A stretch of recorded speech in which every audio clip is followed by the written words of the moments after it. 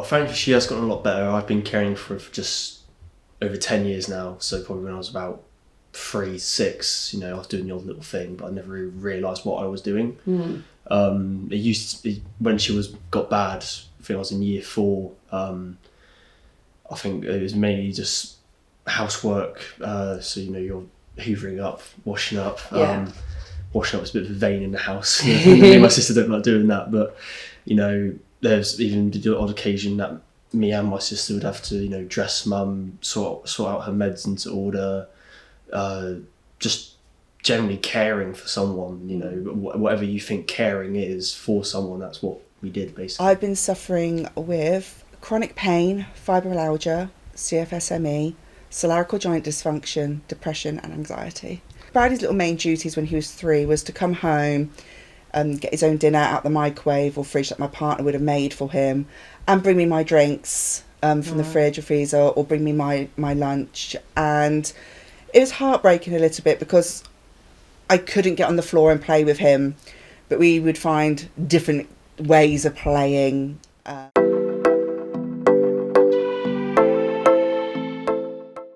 From what I can remember, most of the time I was late for homeworks, especially later on in my school career. Just the demand of coursework, other work for GCSEs.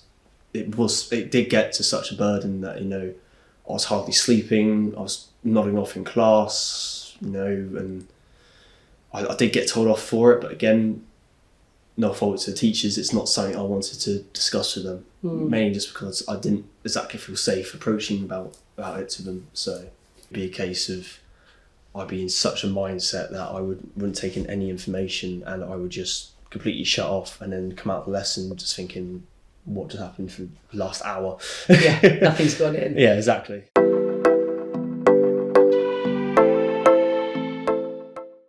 Going to school became more of an escape, getting out that kind of always trying to do something, or always, yes, okay, the worry was there and it was always there, but having that separation of places helped a lot.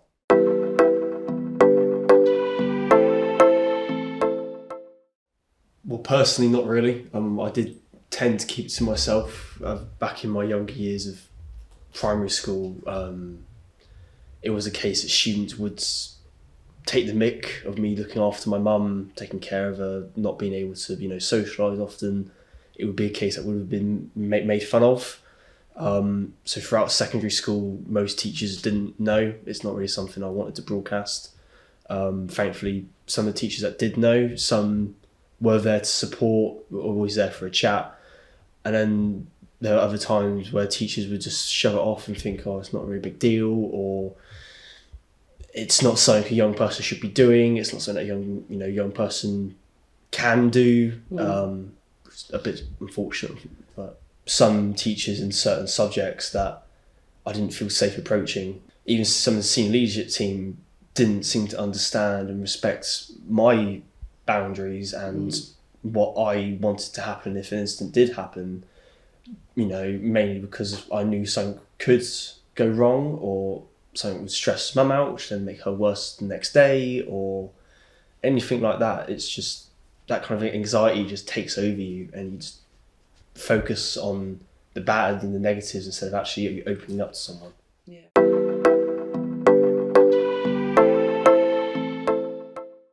Year 9, which I remember my secondary school basically put a ban on phones, weren't allowed them out until the end of the day, which most schools were doing at the time and probably still are.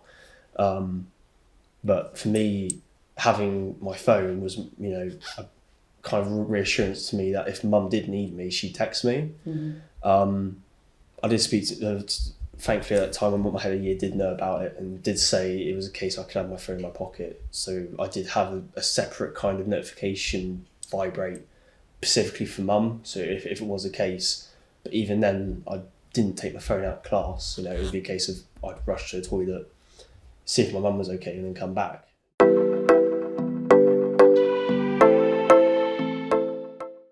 I wish, not like a grief group, but in primary school he had a couple of what we call confidants. Yeah. A couple of teachers that he could really open up to, and Lara had the same. Both my children, bless them, went through a stage of not wanted to talk. I'm a talker. It was part of my recovery as an acceptance. If I accept my conditions, it's going to help me be able to maintain them and push myself, which it has done. So I've tried to tell my two, you need to have this acceptance. You can talk about me all you like. You can talk about my conditions all you like, even if you can't spell or say them. But you need to talk. You can't keep it in. And both of them, especially Lara, was very much, I don't want to talk about you. I feel like I'm talking behind your back and things like that. It's like, you're not. You are, but you're not. Yeah. So at primary school, they had a couple of confidant teachers that knew me, knew the kids, and could talk to them. Went through, honestly, I could name 3-4 brilliant teachers at primary. Can't mention one at the upper school, unfortunately. Okay. Actually, I lie. One, Bradley's LS teacher, Miss Cowley, who was there, who's now since left, was amazing, especially during the pandemic as well. She would message, email. So when it's come to Lara now, where she's having some troubles at school, I was like, you need to find a confidant. And she goes, I don't trust them. I just don't trust them. And that's heartbreaking as a mum to know that she doesn't have an adult teacher that she could just go and just rant off. You know, exactly. Like, Mum snapped at me this morning. I know she was in pain. I know she didn't mean it, but she's got no one to do that. She doesn't feel that she can talk to someone.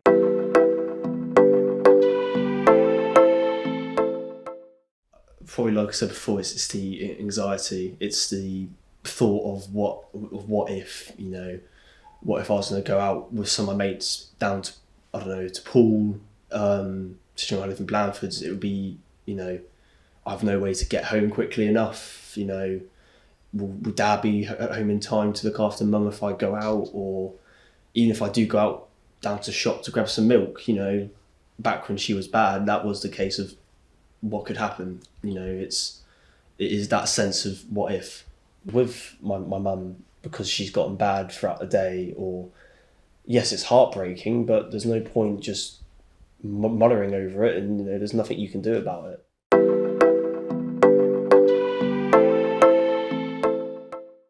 Probably just my maturity. I mean, even from a very young age, I was very, as my grandma likes to say, old-minded on certain situations.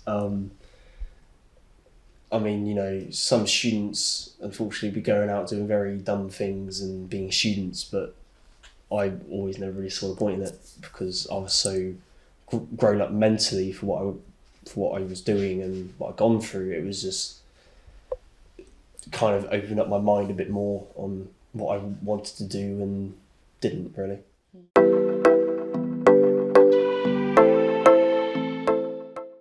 Them zoning out in class, they're fidgeting, they're quite on edge, they just seem low, or just don't seem like they're engaging.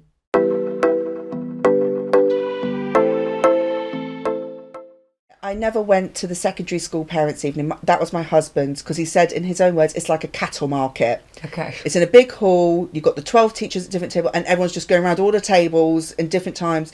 And I couldn't cope with that, with the sensory overload. It was too much. So that was John's job. Primary school was easier. Yeah. Secondary school wasn't. But since the pandemic, they've been doing it actually online. And so that helps you. Which is amazing, because then I get to speak to them. So you've now heard my story. This was my story through pretty much my entire school career.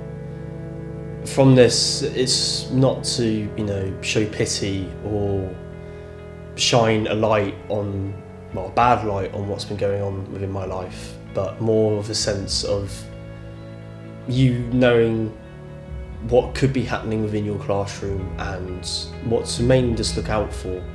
It may not be a case of always having a solution, but just having a chat with your general students of what's been going on.